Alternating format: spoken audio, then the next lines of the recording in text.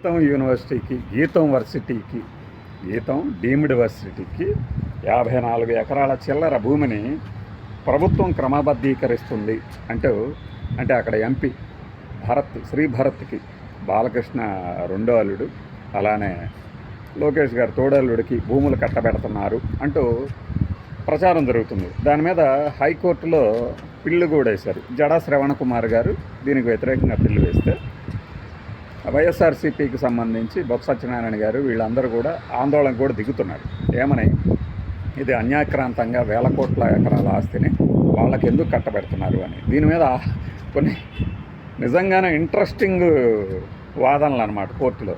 ఒకటి, ప్రభుత్వం ఏమని వాదిస్తుందంటే, మేము గీతం వర్సిటీ పేరిట ఎక్కడా క్రమబద్ధీకరించడం లేదు, ఉత్తర్వులు చూడొచ్చు అని వాదన. ప్రభుత్వానికి నోటీసులు జారీ చేసింది హైకోర్టు వివరణ ఇవ్వాలని.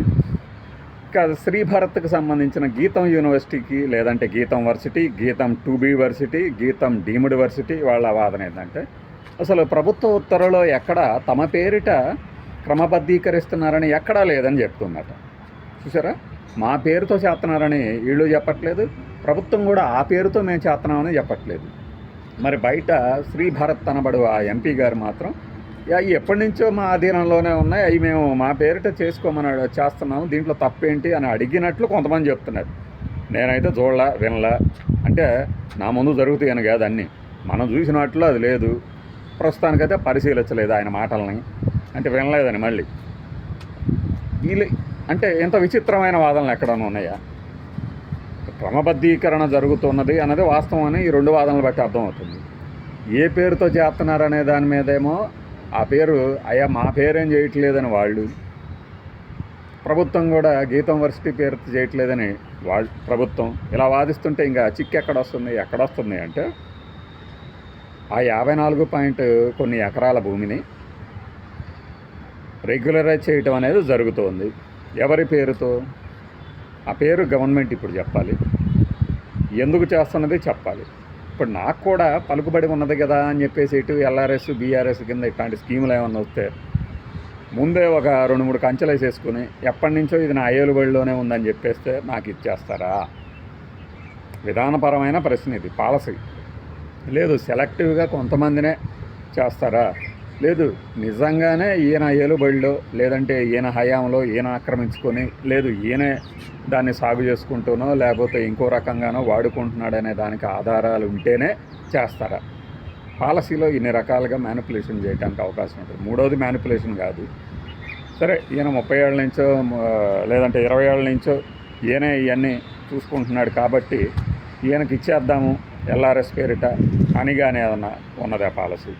అలా ఉంటే ఎల్ఆర్ఎస్ పేరిట అక్రమాలు అనేవి జరిగేది అలానే జరగబోతుంది ప్రక్రియ అని తెలుసుకొని ముందే కంచెలు వేసేసుకొని ఇవి మా దగ్గర ఉన్నాయి ఎప్పటి నుంచో, ప్లీజ్ మాకు ఇచ్చేసేయండి అని. అలానే అనుమతులు లేకుండానే, ముందు పర్మిషన్ లేకుండానే కట్టేస్తారు. 5-6 అంతస్తుల భవంతుల పరిమితికి మించేసేసి ఈ ఫీజు కట్టగానే రెగ్యులరైజ్ చేసేస్తారు. నా ప్రశ్న ఏంటంటే, ఇక్కడ రెగ్యులరైజేషన్ అంటే ఏంది? ఒక సర్టిఫికెటా? డబ్బులు కడితే ఇచ్చేదా? మీ దగ్గర పర్మిషన్ అనే ఒక లెటర్ తీసుకోలేదు కాబట్టి అవన్నీ అక్రమంగా నిర్మించిన భవంతులు అయిపోతాయా? ఎక్కడైనా గీతం వర్సిటీ పక్కన పెట్టండి, అది కాదు. ఎప్పటి నుంచో అడుగుతున్నాం. ఇది ప్రజల నష్టాలు కానీ, జన నష్టం, ఆస్తి నష్టం జరగకుండా కొన్ని మనం పాలసీలను రూపొందించుకుంటాం. ఈ భవంతులు ఇంతకుమించి కట్టడానికి లేదు అని. అప్పుడు నువ్వు ఎల్ఆర్ఎస్ కాదు కదా, ఇంకా ఎలాంటి స్కీమ్ తెచ్చినా ప్రయోజనం లేదు. అనుమతికి మించి కడితే కూల్చేయాల్సిందే. అంతేగాని నువ్వు నా దగ్గర పర్మిషన్ తీసుకోలేదు కాబట్టి నేను కూల్చేస్తానంటే కుదరదు. చిన్న కాగితమే అడ్డుపడుద్దా? కాదు. అక్కడ పాలసీని రూపొందించేటప్పుడే అలాంటి నిబంధనలు రూపొందించుకోవాలి. నువ్వు ఎన్ని డబ్బులైనా గట్టు, ఆస్తి అంతా తాకట్టైనా పెట్టు, బట్ ఈ పరిమితికి మించి పైకి కట్టినా, నది గర్భాల్లో కట్టినా, ఎక్కడ కట్టినా ఎప్పుడైనా సరే కూల్చేస్తామనేది ఒక పాలసీ తీసుకోవాలి. లేదు జస్ట్ నామినల్, వీళ్ళు ఇష్టారాజ్యంగా కట్టుకుంటూ పోతున్నారు, పర్మిషన్లు తర్వాత ఇచ్చేస్తాంలే అన్నట్టు. పర్మిషన్లు ఇవ్వలేదు కాబట్టి, ఇవ్వకుండానే కట్టారు కాబట్టి మేము కూల్చేస్తామనేది ఒక మధ్య మార్గ పద్ధతి. ఇది వేరు. ఇది పర్మిషన్లకు సంబంధించింది, పాలనా వ్యవస్థలకు సంబంధించి. ఆ పర్మిషన్ తీసేసుకుంటే ఈ ఎల్ఆర్ఎస్ కింద ఇచ్చేయచ్చు, దాంతో ఎవరికి నష్టం ఉండదు. కానీ ఇలా నిబంధనలు కూడా మనకు అనువుగా మార్చుకునేలాగా ట్విస్ట్ చేయగలిగితే మాత్రం కష్టం. అది గీతం వర్సిటీ కావచ్చు, ఇంకోటి కావచ్చు, చాలా చోట్ల జరుగుతున్నదే. బట్ ఆ వాదన అనేది ఇంట్రెస్టింగ్ అనిపించింది నాకు. జడా శ్రవణ్ గారు ఏం వాదించారో తెలియదు, కానీ నోటీసులు అయితే ఇప్పించగలిగారు హైకోర్టు చేత. ఆ వాదన అనమాట, అసలు మా పేరుతో ఏం చేయట్లేదని వీళ్ళు, ఆ పేరుతో చేయట్లేదని ప్రభుత్వం. మరి ఎవరి పేరుతో చేస్తున్నారు? ఒకవేళ అసలు ఆ ప్రయత్నమే జరగకపోతే నిర్ద్వందంగా తిరస్కరించాల్సిందే. లేదు లేదు అసలు ఆ భూముల్ని ఎవ్వరికీ చేయటం లేదు అని.